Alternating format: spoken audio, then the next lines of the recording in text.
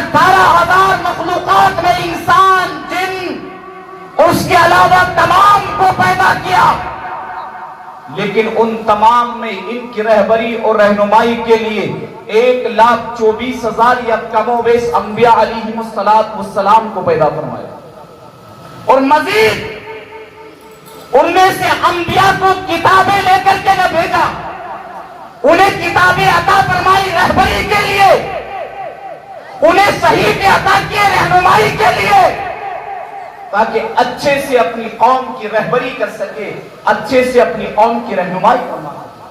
لیکن تاریخ گواہ ہے، اتہاس گواہ ہے، ہر ایک کی تاریخ اٹھا کر کے دیکھیے گا۔ اگر آپ توریت سے بات کرتے ہیں تو توریت جو حضرت موسیٰ پر نازل کی گئی تھی، اب وہ توریت نہیں ہے، وہ نہیں ہے، وہ بدل دی گئی ہے، اس کی اوراق بدل دیے گئے ہیں، اس کے چیپٹر بدل دیے گئے ہیں، اس کی عبارتیں بدل دی گئی ہے۔ اگر زبور کی بات کرتے ہیں، زبور بھی بدل دی گئی ہے۔ اگر انجیل کی بات کرتے ہیں، انجیل بھی بدل دی گئی ہے۔ صحیفوں کی بات کرتے ہیں، وہ بھی بدل دیے گئے ہیں، لیکن واحد اگر کوئی کتاب محفوظ ہے تو اس کتاب کا نام قرآن مجید والفرقان حمید ہے۔ اور محفوظ ہے کیوں؟ محفوظ ہے کیوں؟ اللہ نے توریت دی، موسیٰ سے فرمایا، حضرت بالکل ختم کر رہا ہوں، میں بہت کامیاب آپ کو نہیں پوچھ رہا ہوں، اجازت دے دیں میں کرتا ہوں، معذرت چاہوں گا صاحب، کیونکہ 10 منٹ میں 5 منٹ کی بات نہیں ہوتی۔ جی سماعت کیجیے، اللہ فرماتا ہے کہ حضرت موسیٰ علیہ السلام کو توریت دی، لیکن فرمایا موسیٰ حفاظت کا ذمہ تمہارے حوالے۔ زبور دی، فرمایا داؤد حفاظت کا ذمہ تمہارے حوالے۔ انجیل دی، فرمایا عیسیٰ حفاظت کا ذمہ تمہارے حوالے۔ اور یہ تینوں کتابیں ایک جلد میں ایک ساتھ ایک ایک نبی کو عطا فرمائی ہے، لیکن قرآن وہ واحد کتاب ہے، قرآن وہ واحد مقدس کتاب ہے۔ جب قرآن کریم کی باری آتی ہے، جب آمینہ کے لال کی باری آتی ہے، تو اللہ نے فرماتا ہے محبوب آؤ اور قرآن لے جاؤ، محبوب آؤ اور کتاب لے جاؤ۔ نہیں نہیں، بلکہ مصطفیٰ کی شان کریمانہ یہ ہے، محبوب اگر مکہ میں ہے، اگر قرآن کی ضرورت پڑتی ہے تو طائف سدرہ قرآن کی آیت لے کر کے مکہ میں پہنچ جاتے ہیں، مکہ میں پہنچ جائے۔ اگر بدر میں ضرورت پڑے تو قرآن کی آیت لے کر کے جبریل بدر میں، احد میں حاجت آئے احد میں، مدینہ المنورہ میں ضرورت پیش آئے جبریل مدینہ میں پہنچ جائے۔ کہنے کا مقصد یہ ہے کہ حضور کی شان کریمانہ اللہ نے خود ظاہر فرمائی ہے، اللہ خود بندوں پر بیان فرماتا ہے، کہتا دیکھو محبوب کو وہ شان عطا فرمائی ہے، اور اس کو جو کتاب دی ہے اس کتاب کا انداز یہ ہے، جو کتاب جس نبی کو دی ہے کہ حفاظت کا ذمہ تمہارے حوالے ہے۔ لیکن جب قرآن دیا تو اللہ نے نہیں کہا حفاظت کا ذمہ محمد بن عبداللہ تمہارے حوالے ہے، بلکہ فرماتا ہے اِنَّا نَحْنُ نَزَّلْنَا الذِّكْرَ وَإِنَّا لَهُ لَحَافِظُونَ۔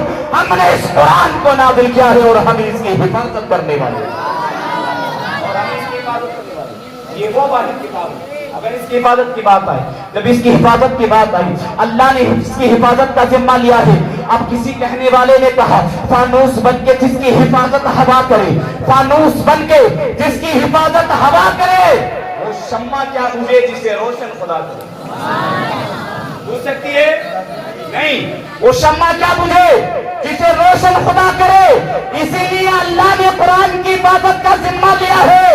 مٹانے والے مٹانے کے لیے آئے اور مٹ گئے، ایسے مٹے کے نام بھی پتہ نہیں ہے، جسے بریلی کے امام کہتے ہیں مٹ گئے، مٹ جائیں گے آدھا تیرے، نہ مٹا ہے نہ مٹے گا کبھی چرچا تیرا، نہ مٹا ہے نہ مٹے گا کبھی چرچا تیرا۔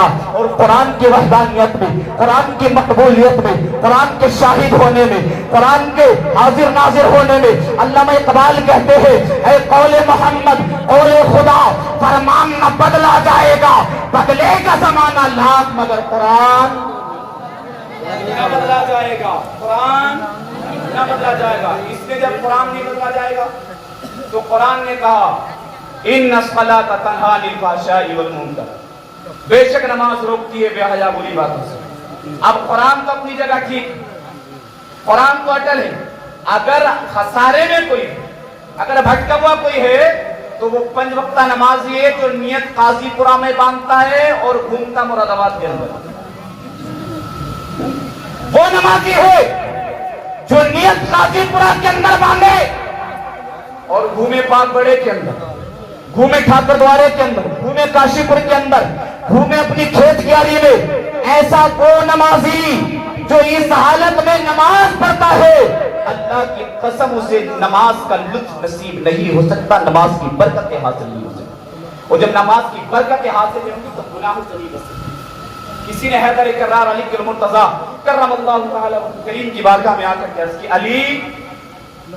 علی نماز میں من نہیں لگتا, نماز میں دل نہیں لگتا. علی نے فرمایا جب نماز میں دل نہیں لگتا تو دل سے نماز پڑھا کرو. بہت بڑی بات ہے صاحب. کہتے ہیں اگر نماز میں دل نہیں لگتا تو دل سے نماز پڑھیے گا, اور جب دل سے نماز پڑھیں گے تو اس کا فیض ملے گا, اس کا فیضان ملے گا. وقت کچھ بھی کہنے کی اجازت دیتا ہے, بس یہی کہیں گے اپنی نمازوں کی حفاظت کیجیے گا. جیسے مفتی صاحب قبلہ نے کہا, ایمان والوں بچاؤ اپنے آپ کو جہنم کی آگ سے. یہ وہی ایمان والوں کا ذکر ہے جو نمازیں تو پڑھتے ہیں لیکن بچا نہیں پاتے ہیں. نمازیں تو پڑھتے ہیں, گناہوں سے نہیں بچتے ہیں. نمازیں تو پڑھتے ہیں, جھوٹ سے نہیں بچتے ہیں. اس لیے نمازیں پڑھیے, ان کو محفوظ رکھیے, ان کو بچائیے گا. اور مقبولیت کی پہچان یہ ہے نمازوں کی, جب آپ نماز پڑھنے کے بعد گناہ سے بچ جائیں تو سمجھ لیجئے کہ آپ کے سجدے اللہ کی بارگاہ میں قبول ہو گئے. سبحان اللہ. آپ اپنے آپ کو اسی وقت میں محفوظ سمجھیے گا. وقت کچھ بھی کہنے کی اجازت نہیں دیتا, بس ہم آپ سے یہی کہیں گے اپنی نمازوں کو صحیح طریقے سے ادا کیجیے گا, اور علماء سے خاص کر کے جڑ جائیے گا, خاص کر کے جڑ جائیے گا.